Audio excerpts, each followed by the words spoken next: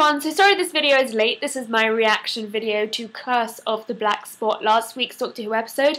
Hopefully this will be up before you watch the next episode, or you can watch them two in one go. I tried to get my review of the brand new episode, The Doctor's Wife, up tonight. But this is Curse of the Black Spot from last week. I had finals and I'm done, party, party, party, etc. Let's go with the review. It was really interesting for me to be able to watch Kaylee's reaction video before I made this video, because that's not something that for whatever reason I have had the chance to do. I thought it was interesting that Kaylee mentioned that she saw the Doctors being a bit all over the place. I think that's something that's a lot to do with the characterisation of the 11th Doctor that I don't necessarily like, by making him seem kind of unpredictable and a bit wacky and trying to make him surprising. There seems to be no consistency in the character of the Doctor that arguably we had more with the 9th and the 10th Doctor and even the earlier Doctors as well.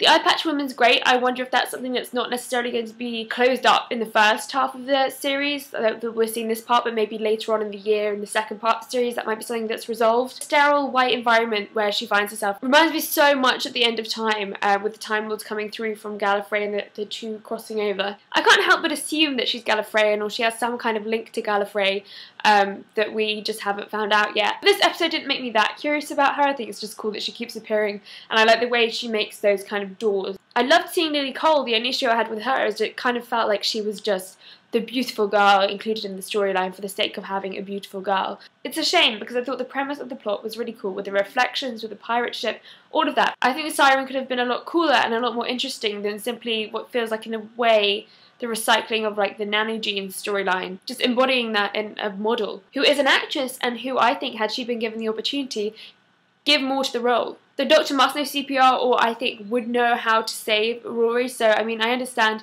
giving Amy the chance to be the saviour, but there comes a point when a human life is at risk and can be helped. But I think it's not in the nature of any of the Doctors to just kind of sit there and not share the knowledge and not try to help. He was a bit too much of a bystander in that scene. I understand that there was trying to be an emotional connection, but I'm also really sick of the Rory dying storyline being regenerated in every single episode. I think I'm just finding the storylines really repetitive at the moment. I feel like it's the same storyline every episode for this series and the last series. And Tom, the YouTuber Fresned, actually brought this up in one of his live shows, where he feels like Amy just is like the character to save the day all the time. She's never put in the position where she has a weakness, really. It was great to see her on the pirate ship, fighting away and being wonderful, but she always is that save-the-day figure, and so this episode presented it as though she were never the save-the-day figure, and not really in an imaginative or kind of progressive way. Like, she's always perfect. It's not enough for me to give a character the attribute of feisty or spunky or sparky. You have to give them the opportunity to progress, and without that you feel like you've never really accomplished anything by the end of the episode.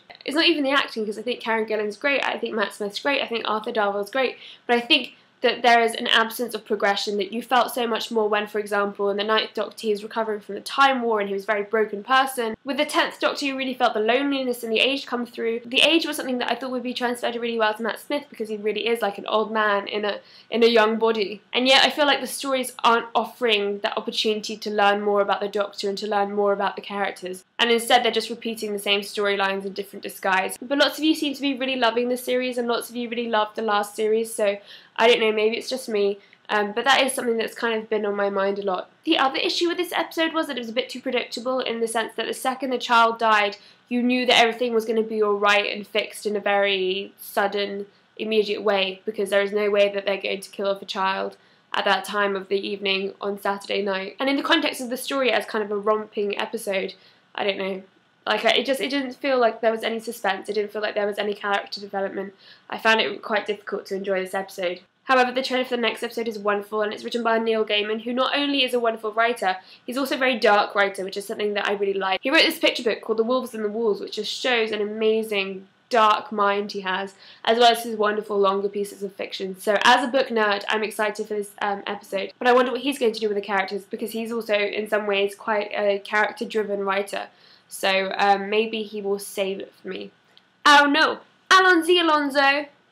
Or until, you know, 2 hours or so.